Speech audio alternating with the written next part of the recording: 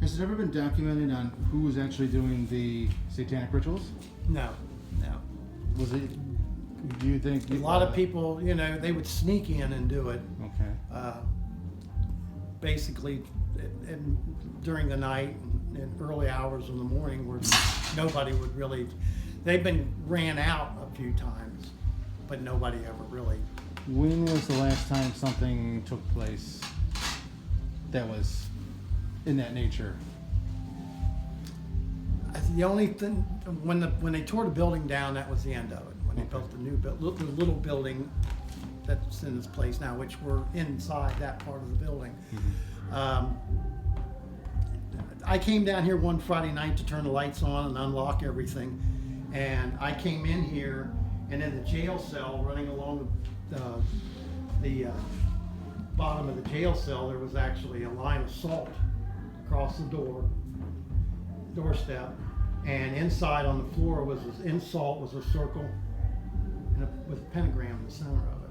Oh. Now, who knows what they may have had an investigation. People come in and do investigations during the week now and then, every now and then. Mm-hmm. Maybe somebody was on an investigation, came in, was trying to conjure something up and seal it into the room. Who knows? Mm-hmm. But these people that have done the rituals, they've only been chased out, not arrested and prosecuted? No, they were just chased out. That's all they were. There was no. Gotcha. You know, they just caught them in where they weren't supposed to be and ran them out. Gotcha. Back in 1896, there was a woman by the name of Pearl Bryan. She was the daughter of a rich farmer from Indiana. She met a man named Scott Jackson, and she ended up getting pregnant by him. When she was 5 months pregnant, they decided to.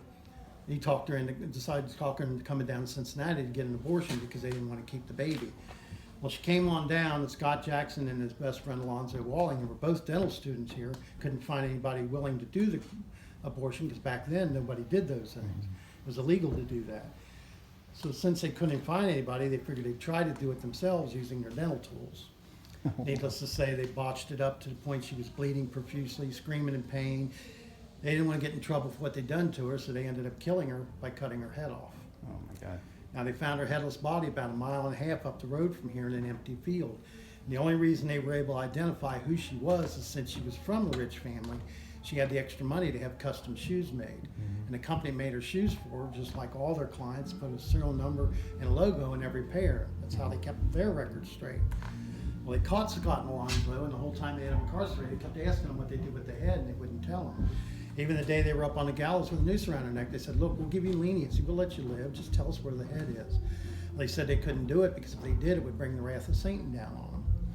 So with those words being said, and the fact what went on at this well was satanic ritualing, the closeness of where they found the body, which even had a bloodhound follow a scent trail from the body to the slaughterhouse, and they themselves had ties to devil worshiping, they believed that they threw her head down into the well as an offering to Satan during one of these rituals. And this was 1896? 1896. Holy cow. Now, they found her body on February 1st of that year.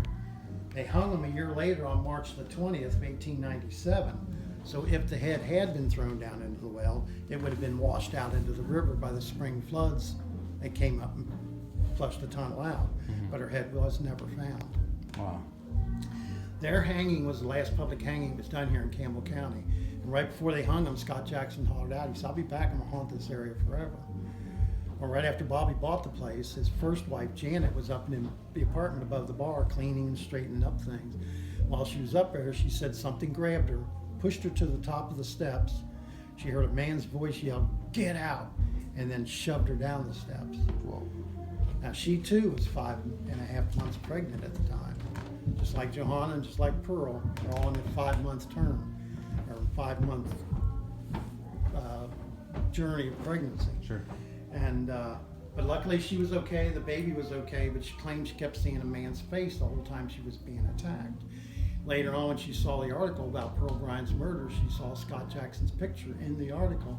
She goes, that's the face, that's the man I saw when I was being attacked. Wow. So maybe that was his way of saying, hey, I'm still around. Yeah. Me personally, I think he went after her because she was on this property and she was 5 months pregnant, reminded him of Pearl. He didn't like it because of what he went through with the result of that, and went after her because of it. Mm-hmm.